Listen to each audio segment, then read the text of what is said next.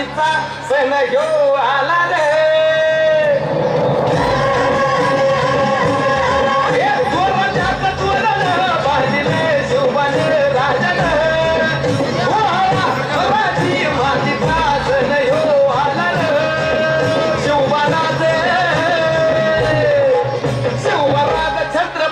झालं ग माय ग ग ग